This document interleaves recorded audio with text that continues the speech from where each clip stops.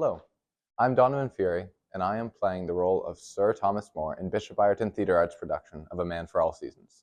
I am honored to be here today at the Basilica of St. Mary to interview Father Noah about the life of Saint Thomas More.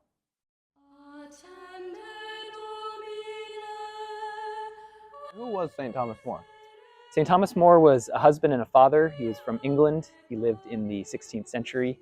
He was a lawyer and a statesman, and for a while an advisor to the King of England as well as Chancellor of England. What is his relevance to the Church today? Well, in 1929, G.K. Chesterton said that St. Thomas More's life and relevance is important today, but not as important as it will be in 100 years. So it's amazing that as we come up on that 100th anniversary of Chesterton's words, a reminder that St. Thomas More died as a martyr. He was also a man of prayer, so really a family man, someone that we can learn a lot from in his following his conscience within the confines of the commandments of God and the Church, but also being a man of prayer, so someone who is striving for holiness. We can learn from his example. So what lessons can we take from his life and his beliefs?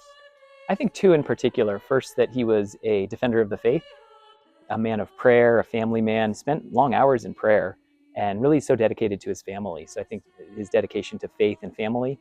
But secondly, the importance of conscience, the primacy of conscience. He never disobeyed the king's commands. He simply refused to take the oath. And he even said that at his trial, that by his silence actually implied consent. But he didn't want to externally disobey the king's commands. He simply, by his silence, he was still staying within the confines of the commandments of the Church and of God.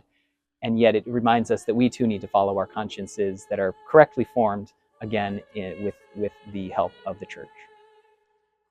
So how do the messages of A Man for All Seasons portray both St. Thomas More's life and his morals?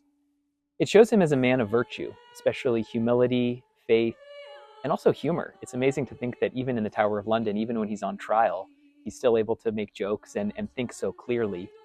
And so I think, again, it reminds us of that we need to be virtuous. And yet he also was still striving for obedience to the king and also loving the king. I mean, they were friends. And so he didn't want the king to fall into sin or worse. And so he was, that's what he said. He said, "I die the king's good servant and God's first." Well, thank you so much, Father Noah, for doing this interview. You're welcome, Donovan. And remember to come and see A Man for All Seasons, November 15 to 23.